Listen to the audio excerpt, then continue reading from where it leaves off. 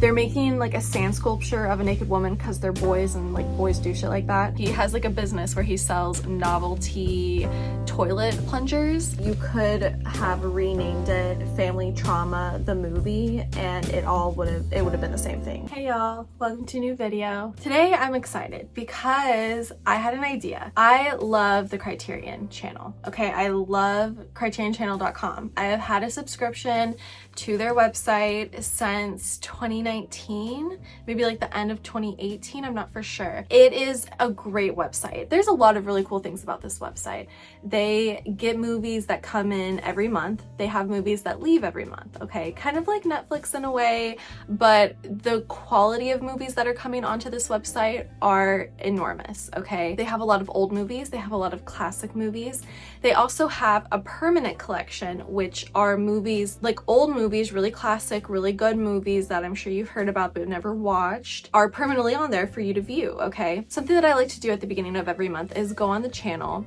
I look at the movies that are to leave at the end of the month. I go through them, see which ones are on my watch list on Letterboxd, and then I add them to a separate list on Letterboxd so that I don't miss those movies. Like, I want to watch these movies, they're in my watch list, and they're leaving at the end of the month, so they become my priority. Something else that's really cool that they will do is they will create collections. So Jenna Rollins just died, so there is a collection on her and it's just her movies, okay? Another collection that came this month was Vacation Noir, and so it's like noir films, crime films that have to do with vacation, okay? There's another collection this month called Photographer's Gaze, and it's movies about photographers. We have Blow Up, Rear Window, 1 Hour Photo, Pecker, Eyes of Laura Mars. They will also do collections that have to do with a certain actor or a certain director, and it'll have like a bunch of their films. So they have one this month called starring Philip Seymour Hoffman. They've got Capote, The Master, The Savages, Syndicate New York. The one that caught my eye this month is going to be directed by Paul Thomas Anderson. I'm sure that they decided to do these because they're doing the Philip Seymour Hoffman collection and they're like, oh screw it, let's like get the other two movies that we are able to license out this month onto the channel because we already have half of Philip Seymour Hoffman's movies and he's in all of PTA's movies, right? Okay, so for the collection, what they have is they've got Licorice Pizza, Magnolia, There Will Be Blood, The Master, and Punch Drunk Love. So I have seen almost every PTA film. The only one I have not seen is Magnolia. The thing is that most of these movies, like There Will Be Blood, The Master, what's the other one? Inherent Vice. Those movies, I only have seen them once and I saw them so long ago.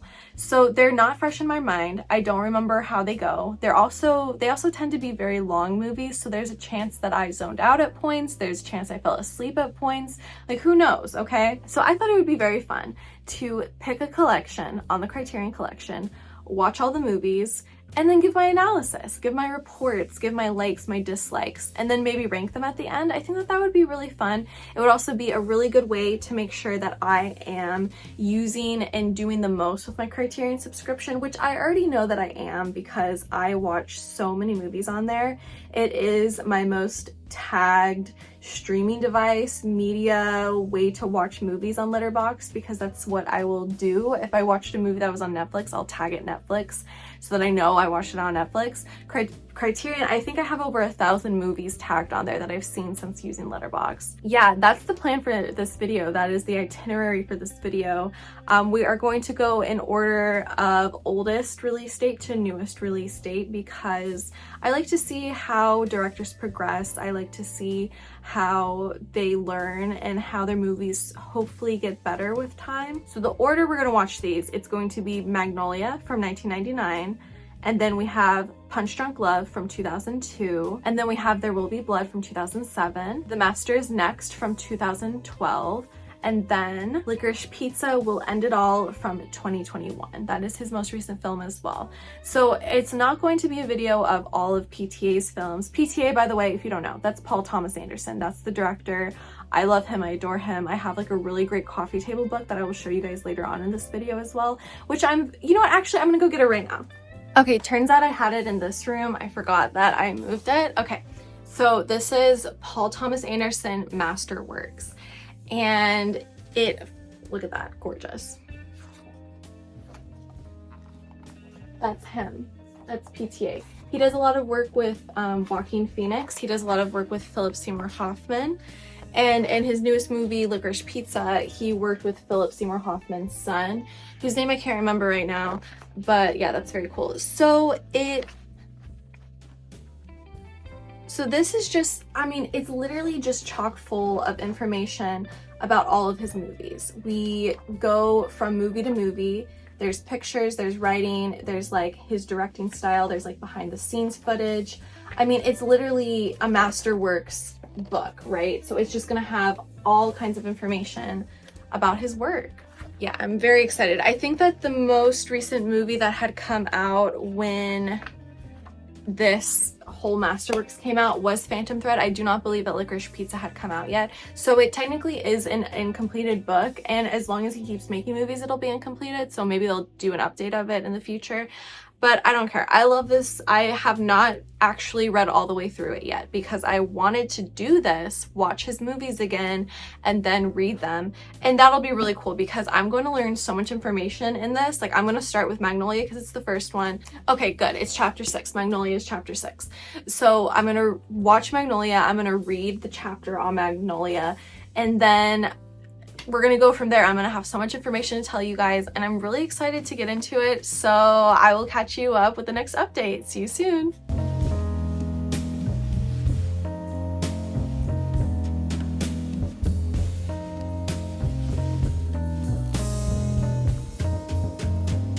Hey y'all. Okay, so I just finished Magnolia. Again, this was the first time I've ever watched this movie. I have seen all of PTA's movies before. I believe Magnolia was literally the only one I haven't seen yet. So all of the rest of the movies in this video will be a rewatch, but the first one that we watched, Magnolia, was a first time watch, which was really exciting because I hadn't seen it yet. Magnolia is basically, you could have renamed it Family Trauma the movie and it would have been the same thing, right? One thing that really sticks out in this movie is that the chaotic nature that was in his first movie, Hard 8, which surprisingly isn't in the collection, which is weird because Hard 8 has been on the Criterion channel before. Like, that's how I ended up watching it, because it was on the Criterion channel. Going along with the theme of Hard 8, which was just a super chaotic, all around, everywhere kind of movie, Magnolia definitely still fits into that category of being super loud, super crazy, super chaotic. Basically, Magnolia, there are 9 to 10 main characters in this movie, which is a lot. And all of their stories converge, they all connect, they all reconnect, they come back. There's a lot of connections between people that you didn't see in the first like 2 hours of the movie. Suddenly there's a connection there. You're like, oh my god, I didn't know that was gonna happen. And I really loved the ever connecting and reconnecting storylines here. I thought that it was a really cool way to storytell, and also just it made for a cool movie. There were 2 overall themes, maybe 3 overall themes of this movie, I would say. The first one that I caught was expecting the most out of your kids and not accepting failure. That was a huge theme that I saw throughout the movie. Another theme was like, strange things will happen all the time. Like, that seemed to be a big one as well. Like, life will go on and life will happen, and it all depends on like how you react to situations and how you react to information. That is how it impacts your life, because strange things will happen all the time, as a lot of strange things ended up happening in this movie, of course. The final theme that I didn't think too much about while watching, but once I had picked up the Paul Thomas Anderson Masterworks and read the chapter on Magnolia, it brought this to the forefront, that another overall theme was a call to kindness, which I thought was really interesting. A quote that is said multiple times throughout this movie, which is also prevalent to many of the themes, I believe, was, "We may be through with the past, but the past ain't through with you," which I thought was really interesting. Like, you can try to forget about the past, you can try to move on from the past as much as you want, but unless you have actually worked through those issues, forgiven through those issues, or forgotten through those issues, I don't know, the past will like always be back to haunt you, right? I would say this movie was kind of Paul Thomas Anderson's own Armageddon. Okay, it came out in 1999. That's like the height of Y2K. There were a lot of movies that came out 1998 and 1999. It mentions that in this chapter here. A lot of the other Y2K movies that were like competed against with this film were Fight Club, The Matrix, Being John Malkovich, Election, and Eyes Wide Shut. All of those movies kind of had like this doomsday, end of the world, what's going to happen next kind of theme to them, and this one, Magnolia, definitely hit the ball out of the park with that one, I would say. New Line, which was the production company for this movie, they kind of gave Anderson like his own, like they were like, you can do what you want with this film. He had already made Hard 8 and he had made Boogie Nights, and Boogie Nights was a huge success. Like it was very popular. So when he came out with, hey, I've got another script, I've got my third movie ready to go, New Line Cinema was kind of like, okay, you can do whatever you want. Like we trust you. Here, you make the movie you want to make. And he ended up making a 190-minute movie, which is over 3 hours long. Also at the height of Y2K, so I'm sure the production company was like, this better freaking smash, because otherwise we're in trouble. Basically, there's so much to this story, and I'm not going to give spoilers. I'm not going to talk about everything that happens, but like I said, it is a convergence of 9-10 different characters and how they all kind of weave in and out of each other's lives. There is a man who is a game show host. He is trying to get in touch with his estranged daughter. His daughter won't talk to him for many reasons. She is causing loud disturbances, which causes a policeman to come to her house. He asks her out on a date. Along with that, he is at his job where he finds a dead man. The dead man has a lot to do with the whole Armageddon thing that's going to happen later on in the film. There's a boy who tries to help him solve the case. We go on from there. There is a man who is played by Tom Cruise, and he is basically like a salesman of how to get women.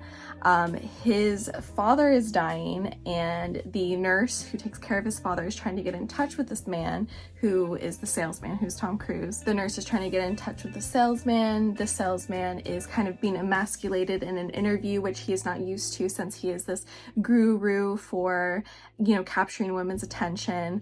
It's just like there's so much going on. Like there's so many connecting stories. The scenes last, you know, minutes, if even a minute, because we're going to the next person's side of the story like so quickly. I thought that it was a really engaging movie for sure. Like to be 3 hours long, I never felt bored. I never felt like, oh, how much time is left in this movie? And that is great. I love when a really long movie can do that. And for a long movie to be as old as it is with this one, where it was made, it came out in 1999, I was very pleasantly surprised with how well it kept my attention for being a 3-hour movie that is, what, at this point almost 25 years old. Like it did a really good job. The chapter in the Masterworks book was really interesting. Okay, it talked about Anderson's own autobiography. Like he worked as a production assistant on an LA-based kids quiz show, which is a huge plot point in the movie as well. We got a lot of crossovers between WizKids Stanley, who his father, the other kids on the show, and the host of the show, even other people who were in the production of the show, like they're depending on him to make it a great show, and he's like just a kid. There's a connection between that and the darkness of the host's past, as well as the dark dealings that the father is likely delving into due to the kid's success. I mean, it's all about like people using other people to gratify their own agendas, and I thought that that was really interesting, especially when you look into the theme of the whole movie being kind of a call to kindness, which is what kind of happens near the end of the movie. There is a moment where the whiz kid Stanley is talking to his father after a big disruption that happened at the quiz show the night before, where he wakes up his father and he's like, you need to be nice to me, like you need to be kind to me, or this isn't going to work out anymore. It was like a really strict declaration from this kid, and it was not something that like you're really expecting, and it made that theme of like kindness is key to be very prevalent. I didn't expect that. I don't know, that was like really interesting to me. I didn't think that a theme as simple as be kind could be that profound in a movie like this, where there's so much going on. There was one really cool bit in the book. I'm just going to read it out. It says, Magnolia is a film made without a delete button. It shows no restraint and kills no darlings, closely reflecting Anderson's stated dichotomy between foolishness and fearlessness, between his gut and his brain. I thought that that was really interesting, like talking about how for this movie you can tell that he couldn't pick between foolishness and fearlessness, which I can totally see that in the movie because there is a part in the movie where a musical number is happening. Like I said, there's a lot that goes on in this movie. I mean, it's 3 hours long. Like, there was a lot to fill up that runtime. There's a musical number where every character in the movie is singing a different line of the song, which it could come off a little silly, but to me, it definitely came off fearless, like this quote said, because it really showed how a lot of these characters are all on the same page. It talks a lot about the song Everybody Hurts. It says, in truth, Everybody Hurts is as succinct a description of Magnolia's contents as one could hope for, which I felt is so true because there's so many characters where they're literally just hurting and they're trying to like live through their trauma, live through their truth, or like avoid their truth maybe. And I thought that was really interesting to add like the musical element to the movie, with them all like singing a line to the song that kind of connects them all together, even though they don't know that they're connected. It was, I don't know, like it was smart. Like you can tell there was a lot of forethought that came before this script and before the direction. And I mean, props to Anderson, like props to PTA, like that's pretty cool. Okay, another really great point that the book makes is that in the movie, there is the TV show, right? Like the TV show is a big part of it. There's a lot of characters that are on the TV show. The TV show is called What Do Kids Know? And it's like these whiz kids are going up against these trivia buffs who are adults. And it's like a Family Feud kind of style of a reality game show, right? It says here, its title is also suggestive of the movie's deeper themes about childhood trauma and how it lingers and manifests in adulthood. In Anderson's script, kids know more than their parents think or want to believe, and that knowledge isn't always empowering. That's so crazy. Like, there's so much that went into this movie, like the whole like forethought of it all, and then to add like little instances, like there is a lot of allegorical statements that have been made. There is a lot of like allegorical foreshadowing as well, with like the whole big disaster that happens in the movie. It was so smart. Like this movie is really smart. Okay, I think the last thing that I want to say on this, at least the last thing that I made a note for, is that Paul Thomas Anderson, he has consistently gotten critiques for having his movies center white men and his rarity to give women or a person of color any kind of meaning in his films, right? Like women are always the back burner, they're the slut, they're the mother, they're the whore, like they're never actually a real character in the story. They're either there to help the white straight man get his point across, or they are like thrown to the wayside. And like, forget people of color. Like people of color tend to have no meaning past the scene that they're in his movies, right? Like they are just like their characters completely cut out. And I thought that the book, it has like a really great paragraph on that, on how this movie also doesn't beat those allegations. And again, this was his third movie, so hopefully like within time we can see that he's gotten better at this.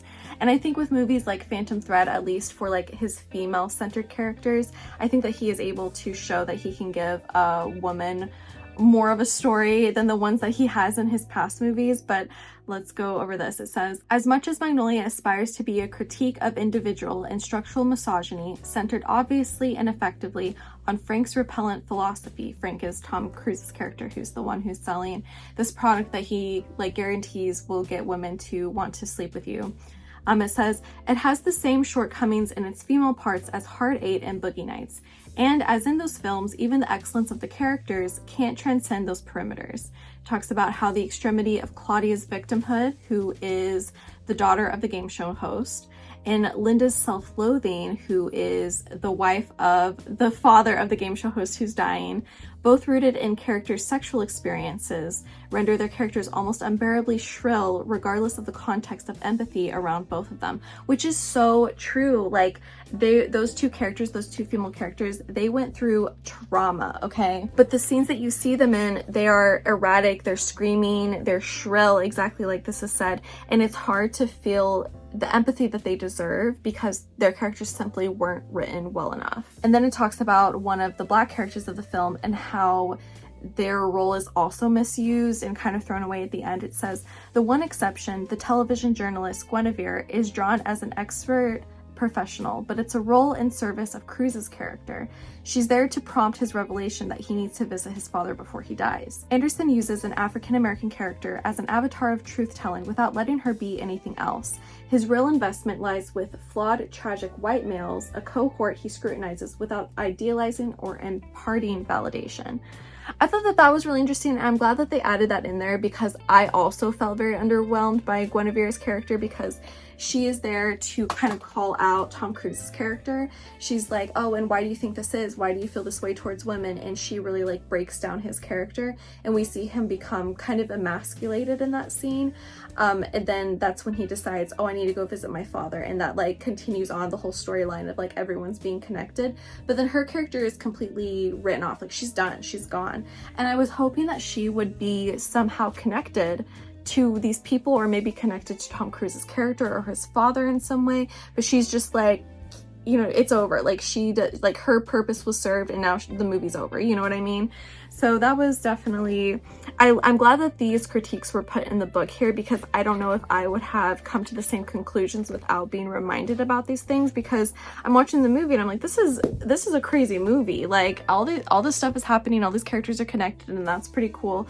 But then I forget, like, oh, but then what about the actual only female characters that actually got hurt in this movie, or the one black character who actually serves as one of the most important talking points to help another important character's storyline, you know what I'm saying? So I thought that that was really interesting that they added that in here, and I'm glad that they did. So that was Magnolia. I don't know if there's anything else that I want to say about it. I have not rated it yet on Letterboxd. I'm thinking of giving it, see, here's the thing. I did not love it as much as his other films, and I know for a lot of people this is a very like 5-star movie. For me, it didn't hit. I don't know what it was. Knowing all of this extra information and knowing all of the extra thought and planning that went into it definitely has bumped up my grade a little bit. I was thinking of giving it 3.5. I'm leaning more towards a 4 now. I'm not giving away spoilers, but there are a lot of really good spoilers in here that talks about like the climax of the movie and how we get to that point. And I thought that that was done very intellectually. So yeah, I think that I'm gonna give this one 4 stars. And what's next? I believe next in line is going to be Punch Drunk Love, which I have seen this movie many times before. I really love it, and I'm excited to rewatch it again with the companion of this book. So I will meet you at the next clip when we watch Punch Drunk Love. Shut up! Now! Are you threatening me,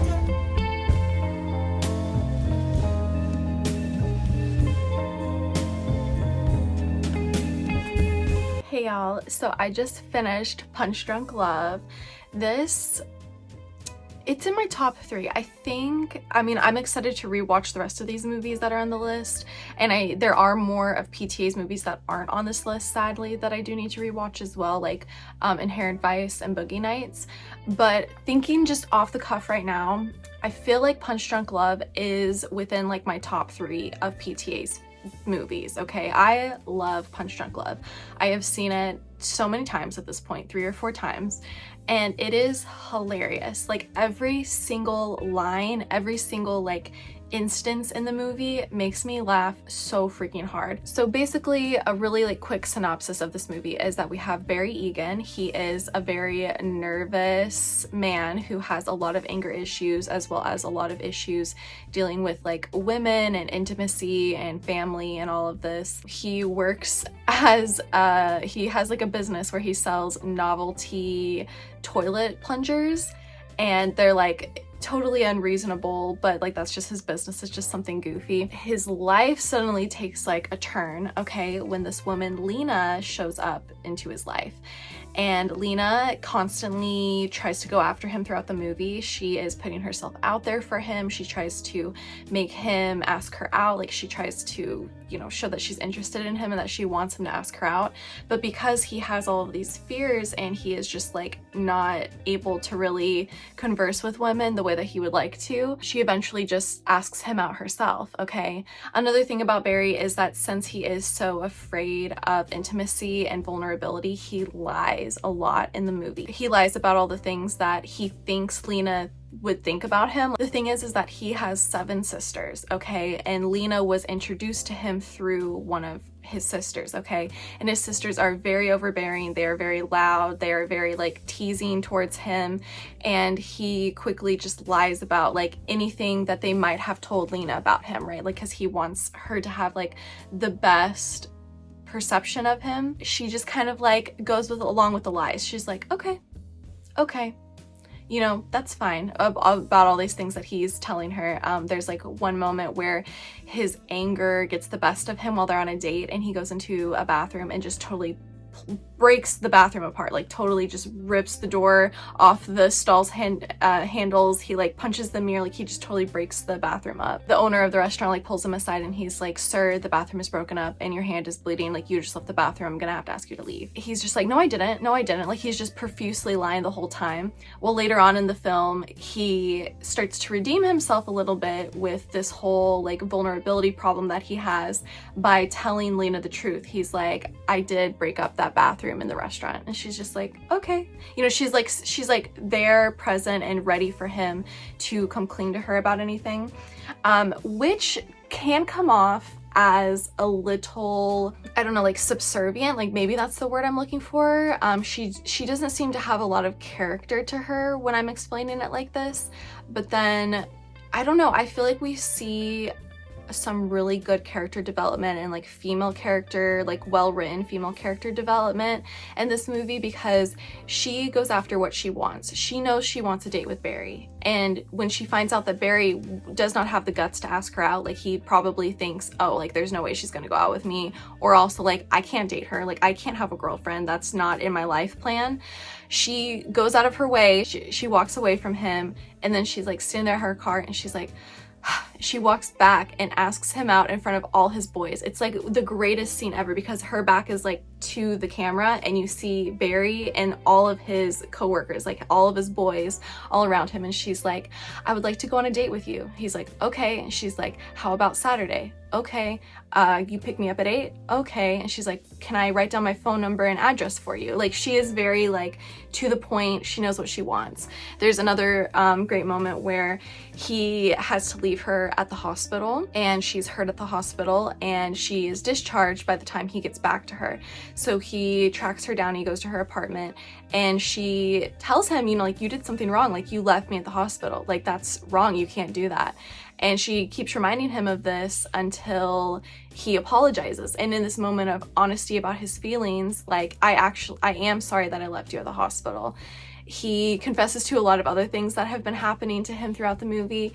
And overall, it is just like such a cool love story to see. Like I really enjoyed a lot of the romantic elements to this. I loved her perseverance, and I loved Barry's eagerness to keep her safe. All this aside, okay, the romantic aspect of the movie aside, what is my favorite part of this movie are the scams, okay? There are so many scams going on in this movie. There's a rewards program that Barry is taking advantage of with frequent flyer miles. There is a scam that he finds himself trapped into by calling a phone sex hotline. They ask for like all of his personal information, he gives it to them. This is very like post Y2K, so I feel like a lot of people did not have the knowledge of like keeping your personal information safe from people online and over the phone.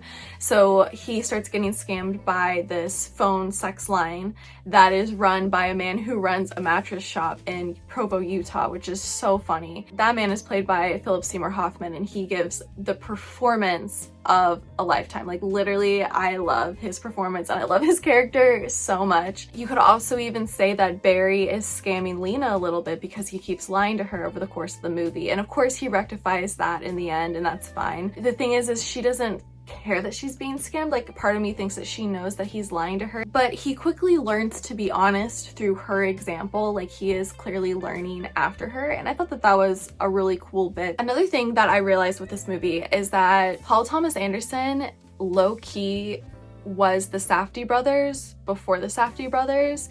And I don't even feel extremely confident saying that because I know that the Safdie brothers had a lot of short and like super indie films that came out in like the 90s. So maybe they technically had movies come out before PTA, because I believe that 1996 was his first like debut feature.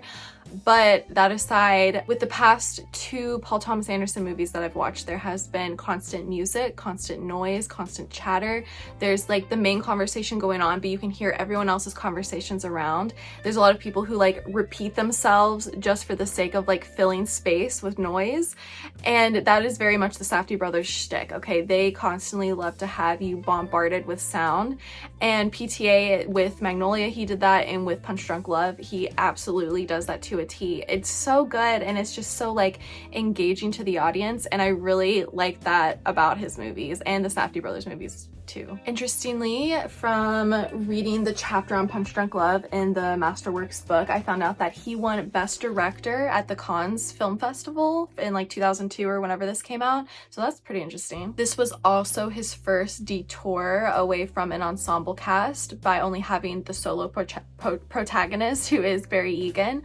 Heart 8 had an ensemble, Magnolia had a huge ensemble, and then this is kind of his first delve into just one person being the main character and everyone else being characters around him. Another really good point that the book brings up is the tonal shift between PTA's first 2 movies, Heart 8 and Magnolia, and Punch Drunk Love. For one thing, Punch Drunk Love is half the runtime of Magnolia. Magnolia is 3 hours. This movie is a tight 90 minutes. It challenged PTA in a way to kind of try to make like a succinct, tell the story and get out of here kind of story, whereas Magnolia, there is a lot of extraness around the scenes. He talks about how he could have cut 10 to 20 minutes from Magnolia, but he wanted to make it this grandiose film that did not shy away from anything that he was trying to say.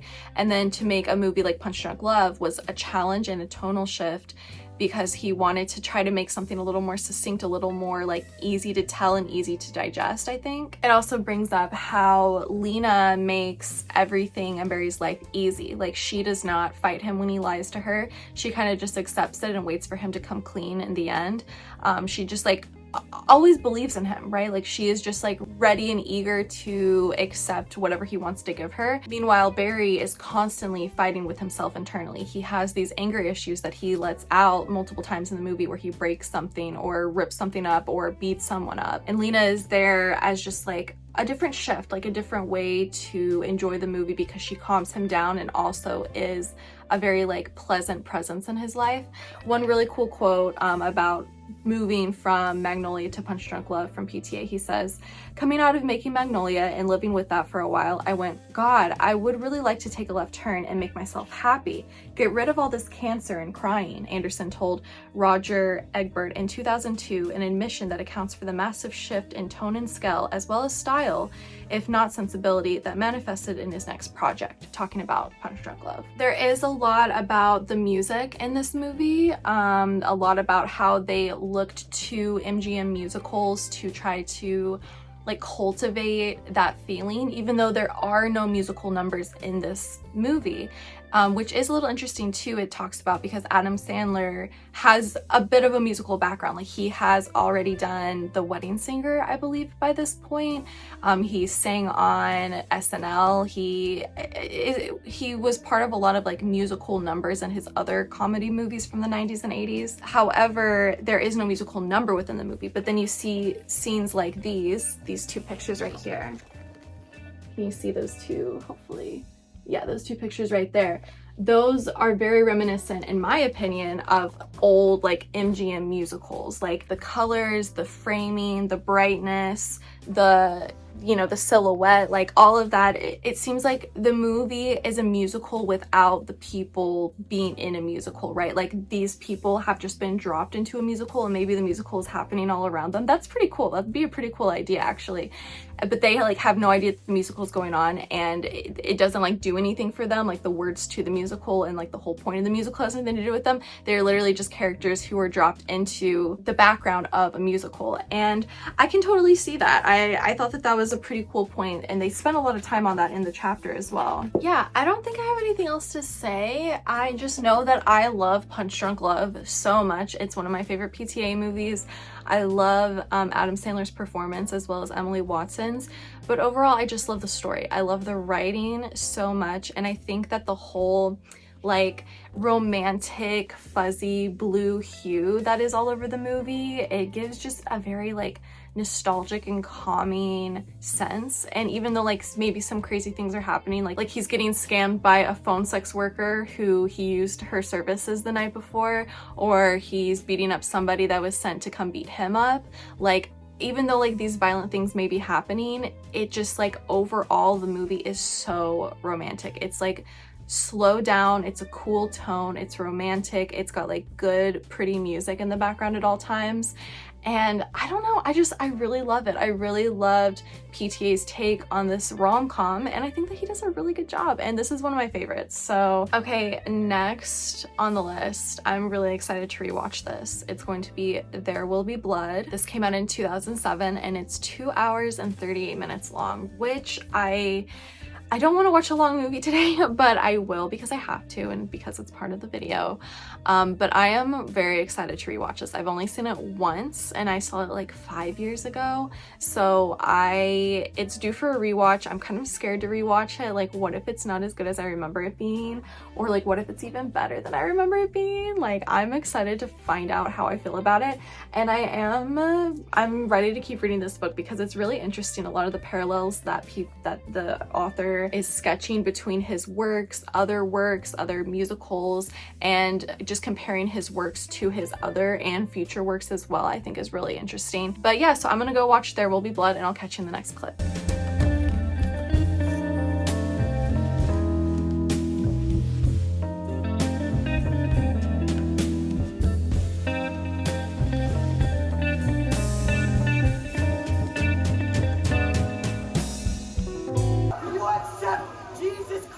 As your savior. Yes, I do.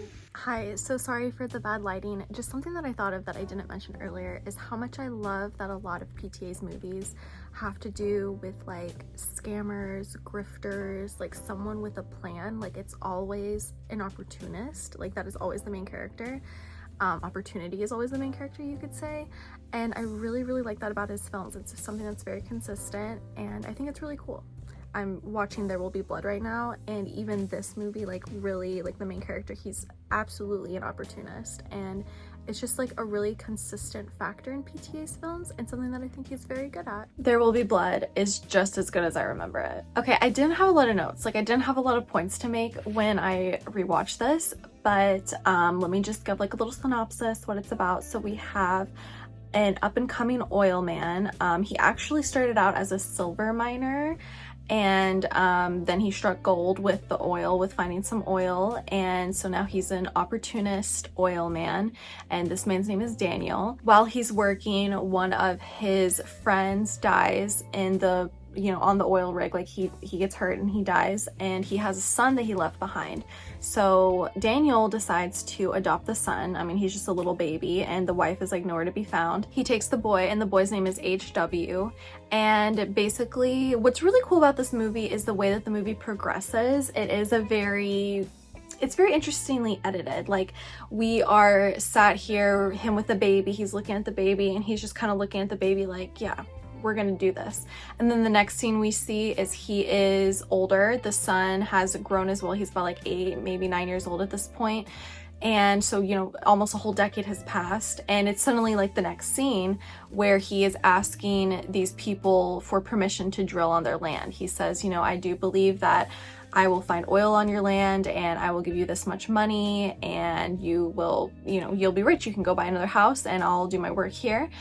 And that is kind of like the whole point of the story, is that he is constantly trying to grift a little bit. He is trying to ooze the oil out of these people's land. He gets stopped by a man, he's not a man, he's like a boy, and his name is Paul, and Paul is like, hey, I do believe that there is oil on my father's land. If you give me 10,000 right now, you can have the land. Basically, like, he was giving him information for money, right? And so Paul takes the money and hightails it. He leaves. He decides to go open up his own oil company, we find out later. And Daniel goes to the farm that Paul had introduced to him, and on that farm there's a family with Paul's twin brother, whose name is Eli, and the rest of Eli and Paul's family is there. And when we get introduced to Eli's character, that like pretty much changes the trajectory of the film, because up until then Daniel had been very successful in getting the most out of what he wants in his life, right? Like he wants to drill oil, he wants to buy this land up from people so that he can drill oil because it will make him a very rich man, of course. And that's honestly what he's been granted. Everyone he's worked with has just given him the land, no problems. And Eli kind of has his own agenda as well. So Eli is the preacher of the church that's there for the community, and he asks Daniel multiple times, you know, please, when you announce this big oil rig that all this is going on, please let me bless the oil, please let me ask your men to come to church with us, please come to church yourself, please come save yourself. Like he is very much being that kind of church man, that kind of preacher who wants to bring as many people into the church as possible, right? Daniel of course sees how opportunistic Eli is being, and he decides to shut it down. He's like, no, you're not going to beat me at my own game. Like, I'm here to talk to the people. I'm here for the people to fall in love with, and I'm here for the people to work for. You are like, it was almost a game recognized game kind of situation where he's like, I see that you are trying to get people to come to your side, to come to your church and to worship the things that you say. However, I want the people to stay on my side, where they think that I am the savior, where they think that I am this God who has brought wealth and money and power to their land, right? And Eli, of course, as a church man, believes that his way is the way to pure enlightenment, pure wealth, pure riches, all of this stuff, because it's through God, it's through a more pure substance instead of the guise that Daniel is hiding under by being an oil man, okay? One thing that's really cool about this movie is definitely the way that it's edited. The way that the story progresses is very interesting. There are many times where we see, say for instance, his son HW, he's young and he's sitting next to a girl. They're both like sitting there on the porch. They both jump off the porch, like the shot is them jumping off the porch, and then the very next shot we see they're getting married. So suddenly it's like, oh wow, like another 10-year jump has happened. So the movie moves really quickly. Our characters get old really quickly, and it's a long movie, like it's 2.5 hours long, but it still does such a good job of being super engaging with the timeline. It's a gorgeous movie. I mean, literally there are so many shots that you could just capture, put in a frame and hang on your wall. Like, it is such a gorgeous movie. Like, PTA, his eye for like the vast wild plains, the great blue skies. I mean, there's one scene where one of the rigs, I hope that that's the right word, I hope it's called an oil rig. It might not be called that, it might be called something different, and I just like totally missed that. But you know, the big structure that like pulls the oil out of the ground, there's one part where one of those catches on fire, and the fire lasts all day and all night, and we get gorgeous shots of the orange fire against the bright blue sky, and then the fire turning like a fiery red against the black sky because it's night now, not to mention all the smoke and everything. I mean, like honestly, just such a gorgeous film. The chapter on There Will Be Blood in this book, it didn't open my eyes up to anything in particular. It makes mention of how Eli and Daniel are kind of in a continuous boxing match. There's the first round of this so-called 3-point boxing match where Eli comes to Daniel asking for funds for the church because the oil has been so productive, and he simply asks for funds for the church. And I do believe that it is implied that at some point Daniel had promised him more funds, and so this is Eli coming to collect. However, Daniel is very distracted by a tragedy that has happened at the oil rig that burnt down, okay? And so he's very distraught and upset, and so he comes up to Eli and he just like kind of pushes him in the mud. He like puts his face in the mud and he slaps his face around a little bit. We get to point 2 of the boxing match where this one man in the congregation is only willing to sell his land to Daniel to pump oil from if he agrees to be baptized in the church that Eli is a preacher at. So Daniel has to sit there and confess his sins, and Eli is like reveling in it. He's like, no, say it louder, get on your knees, say it to the Lord, say it to the skies, and all this stuff. And he kind of like feeds him the sins that he has committed, apparently. So this is Eli being kind of holier than thou, and using his position and power to get ahead of Daniel and to look good in the eyes of the congregation. And then we get to the final point of the 3-point boxing match, and this is at the end. No spoilers, but basically they kind of have their final fight at the end. And yeah, this movie is so good. Like, this is probably, like, arguably, is it PTA's best? I think that a lot of people would agree that it's PTA's best because of how well renowned the film was. I do believe it won multiple awards at the Oscars. I'll like put it down here on the side because I do believe that it won a lot of awards. And the acting is great. We got Daddy Day-Lewis, we've got Paul Dano. Those are like the main guys, of course.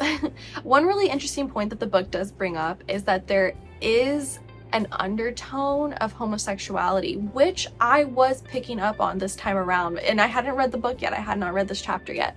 But it talks about how in the beginning his friend dies and he has a son, and Daniel kind of looks at the son, and we can sense that he's sensing this opportune moment of, oh, I can use this boy to get ahead. Like, I can plan my business out and make it seem like we're this family business because it's just me and my son here, no wife, no nothing, you know? So it could be seen that he's looking at the boy in like an opportune moment, but it could also be seen as like he's looking at maybe an ex-lover's son. He's like, we have been working on this in this field forever, and now my partner's dead and I'm gonna take his son on.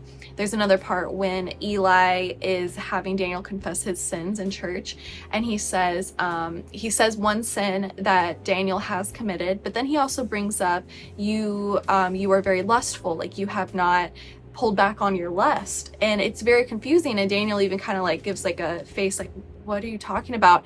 Because there are no women in this movie. Like, don't get me wrong, HW the son does have a girlfriend who later becomes his wife, and that's honestly the only girl we see in the whole movie. So when Eli brings up this transgression of you have been lustful, it's like, who would he have been lustful with? Like, there are only men on this field. There seem to be only men in this town, and Eli is coming up with this. Like, he's not just randomly saying it, unless maybe he is. So that was pretty interesting. The whole like undertone possibility of homosexuality throughout the movie. I don't know. I would like to hear your opinions. If you've seen this movie, did you pick up on any of that? I think that that's really interesting. Yeah, I don't think I have anything else to say to this. I believe that I have given the movie 4.5 stars before, and I think I still will give it 4.5 stars. I don't believe that this rewatching has upped it to a 5 stars, but it definitely didn't lower it either. And yeah, this was really great. I'm so excited to get into the next movie because next I'm watching The Master, which I've only seen one time, and I saw it forever ago. I barely remember it. I feel like I barely watched it, honestly. So I'm very excited to, first of all, see another PTA Philip Seymour Hoffman collab, because that is very well needed. I love seeing Philip Seymour Hoffman in movies. And also just, I think that it's a really beautiful movie. I do remember being very taken aback by how gorgeous the cinematography is. So I'm excited to watch The Master. And once I do, I will be back with a little review. See you in a second.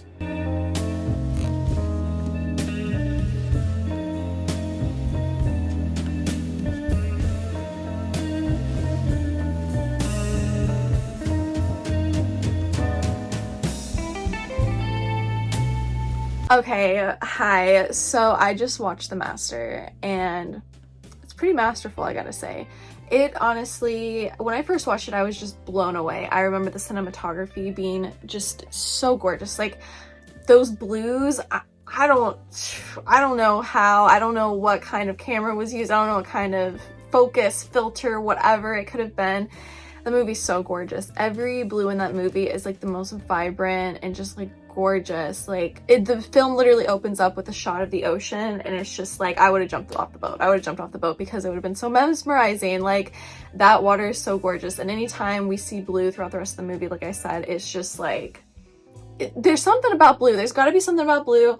And sadly, in this book, it doesn't mention that at all. The only thing about the cinematography that it mentions, his regular director of photography, Robert Elswit, became unavailable. So he swapped him out for Romanian-born cinematographer Mihai Maliamar Jr. So good for him. He did a really good job on that. It's pretty cool. In the book, it does mention that it seems to be like the next story after There Will Be Blood. It's also like his next movie right after There Will Be Blood. There Will Be Blood ends in like 1920, and then this picks up 1944, right? And so 1944, 1945, and it goes up until like 1950. It is about a man who is a soldier for World War II. The war is over. Him and his other like sail buddies in the war, they're waiting in Hawaii to be like picked up, right? Like they finished the war is over, so now they're waiting in Hawaii for like the United States to take them back home. And right off the bat, our main character, Freddie, we see that he is like a very isolated kind of person. Like he tries to join in with the boys' fun with all the other soldiers. They're making like a sand sculpture of a naked woman because they're boys and like boys do shit like that. And he starts pretending to like be on top of this woman. And at first it's like funny, hee hee ha ha, but then soon it's like, okay, bro, like chill out. Like this is a little too much. Like you're doing this in front of all these boys. Like they suddenly start getting like really weirded out by it. He tries to like crack jokes, none of them land. Like he's just like a very awkward man. He has like a lot of anger issues, which was really reminiscent of Barry's character in Punch Drunk Love, which was interesting. Just very isolated, afraid of women, like afraid of intimacy, but also this character of Freddie is very obsessed with sex. Like he constantly thinks about sex, he thinks about naked women a lot. And but then like when he actually gets to be with a girl, it's not successful. Like he never actually lands a girl. Yeah, he's just not successful in that department. Real quick, before I get into this, I want to tell you, I'm sitting down on my butt to tell you this, okay? Because it is important that you know that this is Watch a Criterion Collection with me, okay? The Master is leaving the Criterion Collection this month of August 2024. So if it's August 30th or August 31st and you're watching this and you're like, oh my gosh, I want to watch The Master, but then you get on tomorrow and it's not there anymore, I'm so sorry. So here's the thing, stop watching this video and go watch The Master. You have until 3 a.m. September 1st. I have found that out from watching movies that are supposed to be expired on the Criterion channel. You have until 3 a.m. Eastern Standard Time to finish them before they leave at the end of the month. So if you want to watch The Master real fast, go ahead and do that, it's fine, and then come back to the video so that you don't miss out on that. If it already is past August 31st when you're watching this, I'm so sorry. I'm sure it's streaming somewhere else, or you could rent it for like $2. Like it probably won't even be that serious. So yeah, I just wanted to give that little disclaimer real fast. If you really wanted to watch The Master, like go do it. It's fine. You can come back and finish this video. Okay, but basically he tries to get back to a normal life in America, but he's just like has these anger issues. Like he doesn't know how to control his anger as well as like be a good worker. Like he like loses multiple jobs. He like gets, oh, and another thing about him, something that is very important to his character, he is an alcoholic. He like drinks on the job. He gets drunk when he's supposed to like be with women and go on a date with a woman and like ruins the date. Like it's just like his vice to alcohol like always supersedes any motivation or anything that he has for his own life, okay? So eventually he finds himself while he's drunk on a boat. He wakes up on the boat after falling asleep and he comes face to face with Lancaster Dodd, who is played by the one, the only Philip Seymour Hoffman, love you bro. And he is the founder and frontman of a controversial philosophical movement called The Cause. It's a cult, okay? It's basically a cult. And something that's really cool in this book that it points out is that when Phil Thomas Anderson, what am I saying? When Paul Thomas Anderson was like, this movie was in production, a lot of people were selling it as, I don't know that he was specifically, but a lot of people were selling it as the story of the man who founded Scientology, whose name is L. Ron Hubbard. PTA quickly, when the film was like being shown at festivals, he quickly shut that down. He's like, this is not about a cult, it's just a story, it's blah blah blah. But a lot of people thought that it would be about a cult because one of the things that Paul Thomas Anderson does in his movies is that they are very centered in the same area. He grew up in San Bernardino, California, I do believe, and a lot of his movies are centered around San Bernardino and also LA. So like that whole like conglomerate of like celebrity, people trying to be celebrity, people trying to be famous, but also just like the regular kind of people, I guess, that live and work in San Bernardino and Los Angeles. That's what a lot of his movies are about, because that's what he knows, that's where he grew up. And I think that he does such a good job of like showcasing all of these different time periods and kind of people around that area, right? So L. Ron Hubbard, I guess, is from LA, and that's where the Scientology like started. There is no connection between the cause that is in The Master and Scientology. Like, I do believe that they are kind of like two different culty beliefs, you could say religious beliefs, whatever, however you want to call that. But one thing that does stick out to me that was pointed out in this book, it says that Hubbard, who is like the Scientology guy, saw an opening in the early 1950s to monetize the encroaching doubt and despair of those who hadn't or couldn't afford to buy into the Eisenhower era's fantasies of prosperity. Imploring his readers to look within, he promised them a cleaner slate, which is a little reminiscent of The Cause in this movie, because a lot of the beliefs are centered around the fact that you have lived many lives before and you have many more lives to come.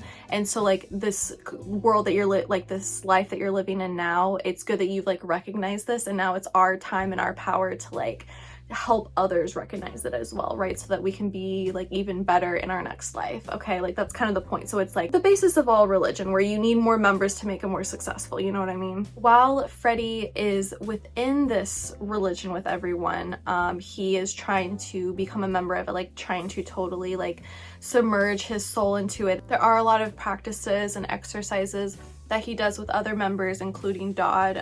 He does a lot of like practices and exercises with his son as well, to just like make him become a member, like make him become a better member, and like totally like submerge his soul into this whole cause, right? One really cool aspect that the book picked up on that I kind of was like, oh, wait a minute, like, I wasn't quite sure if I was picking up on it as well, because I was like, is he really doing this, or is this just me as a woman like watching this and wanting this to be what it is?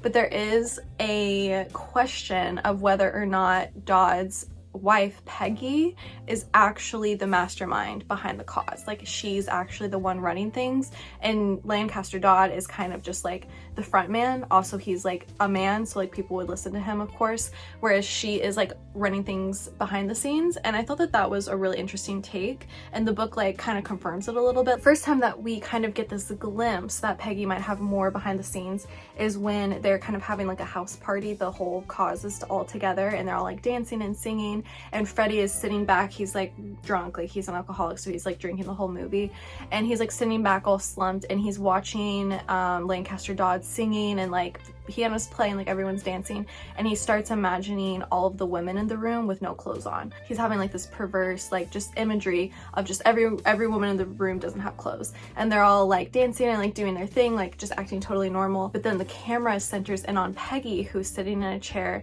and she's staring right at Freddie, like she's making direct eye contact with him, kind of being like, you, like, I see right through you, you know what I mean? And I thought that that scene is so chilling. First of all, it's really well done, because it's just like this perverse imagery, and it's also like reducing all the women to become like, you know, sexual props, which happens to the women that Freddie comes in contact with. But then it's like crash, like we hear like the cymbal crash because of Peggy Dodd looking right at him, being like, I see right through you. And then she also, throughout the movie, shows pushback to Freddie that he like actually isn't ready to be part of this religion, to be part of the cause. Like, he's not strong enough, he's an alcoholic. And she also sees him as like a liability to the business because of his friendship with Lancaster Dodd. She sees him as competition for like her husband's attention, for one, but also just as a liability to the business because he's so erratic. He gets in trouble like with the police, like he's violent, and he's also a raging alcoholic, and he's also like very perverse. Like, he tries to hit on girls when they're trying to do work, and that's like a big no-no, of course. So that was like a really interesting take, that maybe Peggy is behind this all along, and the husband is just the face because he's a man, and because he just has the charisma to like actually be the one to stand up there, whereas she is so much better as like the side character sitting right next to him behind the scenes, making sure that everything actually gets done. The final, I guess it's like the climax, it's like right before the final scene, is so funny when they're out in the desert and Philip Seymour Hoffman he's with his son and his daughter and Freddie, and he's like, pick a point in the distance, like in a vast wasteland of California, like there's no homes, there's no trees, there's no nothing, it's just desert. And he's like, pick a point and ride to it as fast as you can. And you know, he gets on the bike, Philip Seymour Hoffman's character gets on the bike, he rides it as fast as he can, and he comes back and he's like, that's just exhilarating. And then I won't spoil it, I won't get into what happens next, but that is like just such a funny scene. I mean, I was literally giggling to myself the whole time. I can't think of anything else that I want to say about this movie other than it's so pretty. Like, it's just like a gorgeously composed movie. The music choices are very like pertinent to it. The book talks a lot about that, how important the music is, which I'm not surprised because I know that PTA is a big music person. He has directed many music videos, so it would make sense that all of the songs that are picked in all of his movies are very meticulous. Like, they mean something. It's not just because, oh yeah, the chorus goes along with what's happening or the beat is good. It's like, no, like this song, let's break it down. And that's what the book does, is it breaks down the songs that are chosen in all of his movies and how they relate to the movie and help amplify the movie, which is so interesting. There's like so much more in the book that I like can't even touch on because this video would be like 5 hours long. But really, The Master's one of my favorites, I have to say. I don't want to give my final rating yet because I still have to rewatch Licorice Pizza, and I'm excited to see how that rewatch will be because I thought it was fine the first time I watched it. I definitely didn't have a lot of the same critiques that a lot of other people had. I had a fun time watching it, so I'm excited to see if my mind will change on that at all with this rewatch. But yeah, I'm gonna go watch Licorice Pizza and I'll catch you back and see what I have to say about it. Okay, everybody, this is the final clip in this video. We are finally here at the end. I finished Licorice Pizza last night. I kind of low-key love this movie. I do think that it is charming. I do think that the style of it is very good. And I do like that PTA also stays true to his overall theme in movies, that California and people in California are like this all opportunistic, money hungry, calculated, wanting success at the expense of everything else.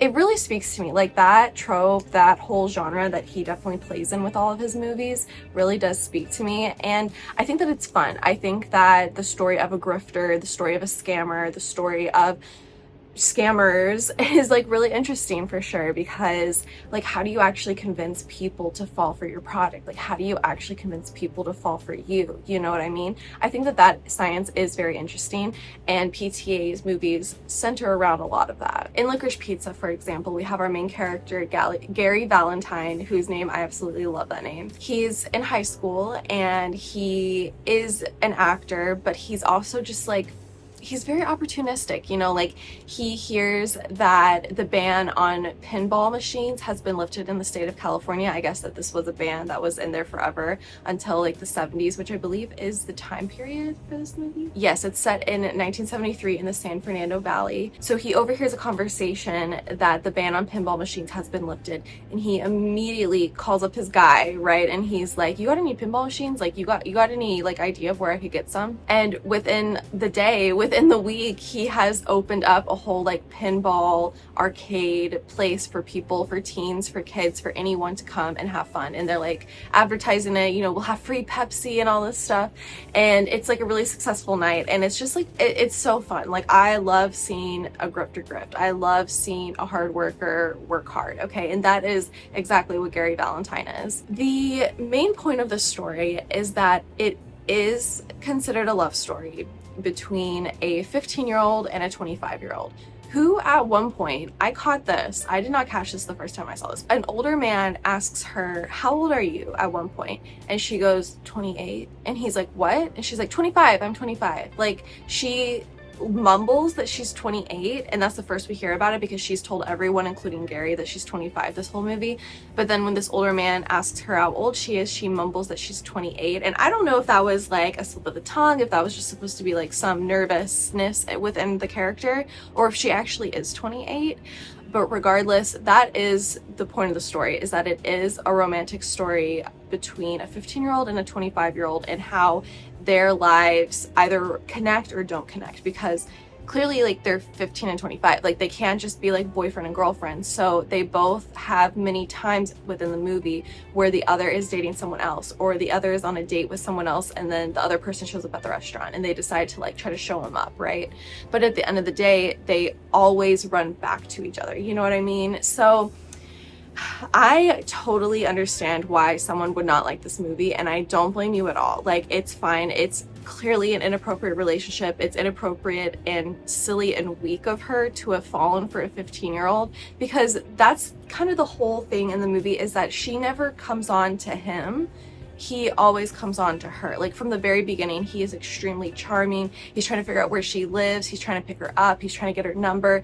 And she's just laughing at him. She's like, you're a kid. Like, you're stupid. Like, you're here to take your class picture, you know? Like, I'm not here to pick up a 15-year-old, you know? However, within time, she just gets so confused, I guess, and like doesn't know what she wants, but she continues to hang out with Gary and his 15-year-old friends. At one point, she realizes how juvenile this is and how silly it is, so she starts working for a politician, but she is just like being used in that situation. She realizes how much easier and how much more sense the relationship with Gary ends up being after she has had all of these other life experiences, right? Like, she's trying to like move on with her life and move on from Gary, but also like she finds herself always running back to him, okay? There are so many scenes in this movie I love. I love the scene when they are meeting with the, what is she? She's someone that you would go to if you wanted to be an actor, an agent. I believe that's what she is. She's like a casting agent. This actress who just does like an amazing job. It's like a close-up of her face the whole scene, and she just like acts like all of those casting directors, like all of those agents, right, that like would be in California, in LA in 1973, right? I love the scene when she's working for Gary and he tells her to make it sexier on the phone. He's like, you're gonna lose the man on the phone, like you're not gonna make the sale, you have to make it sexier. And she's like, oh really, that's what I have to do? He's thinking that like either she can't do it or it's not gonna be easy for her, and she shows like just how simple it is to be sexy on the phone. Like, it's not gonna be hard for a girl to do that. And I think that that scene is very funny, albeit a little inappropriate. Like, I won't skate past that. This movie is incredibly inappropriate, okay? I was thinking that maybe the movie could have been better if it was like spanned out through like a decade and it was them having a lot of meet cutes, because like the first time they meet is kind of a meet cute, but she's just like blowing him off the whole time. And then what if they met again when he was like 17 and she was still like blowing him off because she's like, you're not even 18 yet, bro, you know? And then like by the time he is 18, he's in like this loving relationship and she's like not, and so that she has to deal with it, like, oh, like I wish I could be with him, like I know that we get along so well, but also like he's with someone right now. Like, I don't know. And then maybe they got together by the time that he was 25 and then she's like 35. You know, like that could have been like an appropriate, funny love story. Like, they could have taken the route that way. But I do think that the movie works the way that it was made. Like, you know, it does what it says in the tin. Like, it is a story about navigating your first love, even if that love is a 10-year difference, I guess. This book was published before Licorice Pizza came out, so there is no section on Licorice Pizza, and Licorice Pizza was the final movie in the Criterion collection, so we are missing some PTA movies. This is not a full PTA breakdown video, okay? We only were able to watch the ones that were in the Criterion collection that came on for this month, because this again is Watch a Criterion Collection with me. I think that this was a really fun video. I really hope that you enjoyed it. I know that I enjoyed making it. I love PTA's movies, like I really, really do.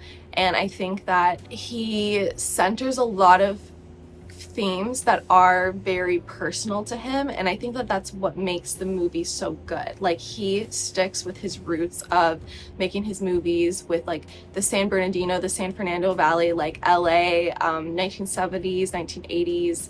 He has a couple movies around there, but also like he's not afraid to try and make a movie in a different time period. Like, he has a movie that's from like the 1900s, like the early 1900s, and then we go to 1950.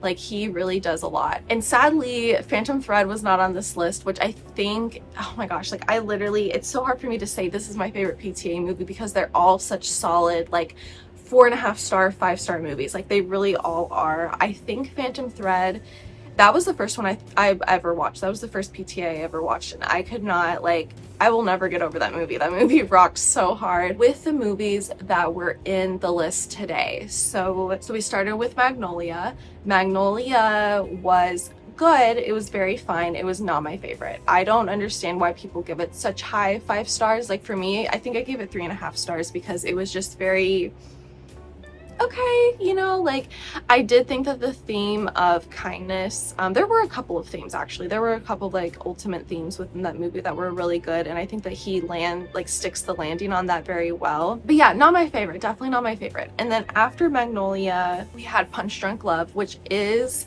one of my favorites as well. Like, Phantom Thread might be my favorite. I think that Punch Drunk Love is directly underneath Phantom Thread because I love Barry Egan. I love Lena's character. I love the romance. I think that the movie just has this romantic hue all over it, and I love romance. Okay, I love romanticizing everything in my life, and I think that this movie is a very romantic piece of work. Okay, next we had There Will Be Blood, which stars the infamous Daddy Day-Lewis.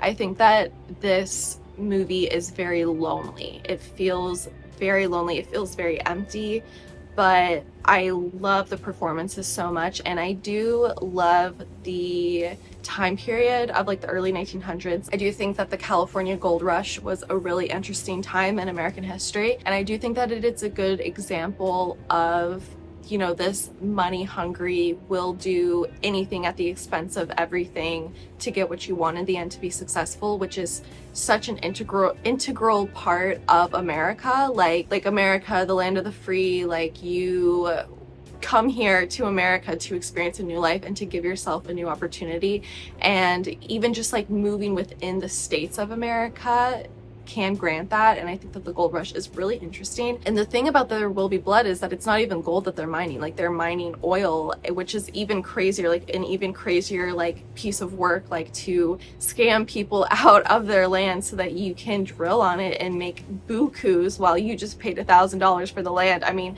like, that's America at its finest. After There Will Be Blood, we had The Master, which is so beautiful. Oh my gosh, like, I don't know how the hell that movie was filmed. Like, I can't process it. It was so beautiful. Like, I don't know if, like, filters were involved. I don't know if, like, it's a specific type of camera, or I don't know if PTA just, like, literally has that eye and he's like, shoot this, do it like this, and it came out the way that it did, because that movie's so pretty. It's so good. I do enjoy learning about cults. I do think that it is very interesting that you can convince people that way, like, be that convincing, and people fall for it. And I think that having such a strong sense of yourself to where you're like, I believe this, like, so wholeheartedly, I'm giving my whole life to this, like, I'm proselyting this, like, that's such dedication. Not to mention, I do love the complex character of Freddie in The Master. You know, he's angry, he's an alcoholic, he's trying to just get with women, but he's also absolutely terrified of women. That is an aspect that you can see throughout a lot of PTA's films, is the sphere of intimacy, the sphere of women. A lot of the women in his movies are seen as, like, either the whore or, like, the shrill, annoying person. And I think that in his earlier movies, that is very true, but I think that he does take that criticism very, like, to heart, and he has shown in his, like, newer movies that he can write and direct and show a strong female lead that isn't just this, like, really annoying woman, or maybe she is really annoying. Like, I think about Phantom Thread, how Reynolds Woodcock, I believe is his name, kind of can't stand our main character Alma a lot of the time, but she wears the pants in the family. Like, she is the person she's the only one who can take care of him, right? And I think that we see that a lot in The Master as well, because we see the wife of the cult leader, she kind of runs the whole expedition behind the scenes. Like, she's the one who tries to get Freddie to leave because she sees that he's a hindrance to the cause. She has control over her husband, that we see, and we see that in the one scene in the bathroom when she's with him in the bathroom. I love that scene too. I think that that is a great moment for the character of Peggy, and without it, she would have been nothing to the movie. So I'm really glad that that was there. Okay, and then finally, Licorice Pizza. Licorice Pizza is controversial. I won't deny that at all. well. The only thing that I really think about it is that the main character Alana is so silly. Like, she's so silly and like so weak for falling for this 15-year-old, you know what I mean? Because like, sure, there could be a charming 15-year-old out there, but as an adult, like, it's literally your responsibility to not fall for that. Like, he's also an actor, you know, and that's something that she brings up so early on in the movie. She's like, oh, you're such an actor, you know, because he's trying to like get her number and like trying to show off and all this stuff, but she still falls for him. Like, that's so crazy. And then she has that moment where she sees his friends being 15-year-old boys and being stupid and silly, and she's just like, what is my life? So then she tries to join this political campaign, trying to like be more adult and be more serious about her life and everything, and it just like backfires on her because she's not a serious person. She's not cut out for it, I guess. I don't know, like, she has that immaturity about her that would make her want to fall in love with a 15-year-old boy. I think that the end of the movie is incredibly cheesy and like so like kind of rushed maybe, but I did like the whole running sequence of them. I do think that the running is such a big part of the movie, and I think it would have been better maybe if they had ended it right there when they crashed into each other at the end of them running to each other. That could have been such a profound ending because it leaves it kind of open-ended, like, are they really together? Are they going to keep fighting? Like, but then it doesn't really go that way, and that's okay. That's the choice that he decided to make. I think that Licorice Pizza is such a great example, like I said, of just like this opportunistic, money-hungry Californian stereotype that tends to be there, I guess. And I think that PTA, like, he really like honed in on that because like our main character Gary, he is constantly going through all these different types of opportunities to make money, and I think that's really cool. I don't know, I like it. I like that in a person, and I like that in characters and in movies. Okay, you guys, I think that's all I have to say about this. Thank you so much for watching this Criterion collection with me. I hope that you enjoyed it. If you have the Criterion, like, it's the Criterion channel, it is so much fun, and I love watching movies on it every month. It's my most watched streaming platform of all time. I've seen well over 1,000 movies on that platform. And I think that if you don't have a Criterion subscription and you are a movie lover, this will only amplify that for you and make your movie watching experience so much better. Definitely consider getting a subscription if you don't have one. And if you do have one and you have a collection that you would like to see me watch maybe next month, let me know, okay? Every month new collections come out, every month collections leave, every month other movies leave, every month new movies come in. So take a look at the lineup of the collections that are coming out in September. If you have a Criterion subscription, definitely let me know what you would like to see because I will take that into consideration very heavily. All right, you guys, thank you so much for watching this video. I really appreciate your support. I love you so much. Like, I love your support so much. You guys are really amazing on these videos, and I love that you watch them. So thank you so much for that. You guys are so great. Don't forget to like it, subscribe if you haven't, share it if you would like to, and I will see you in the next one.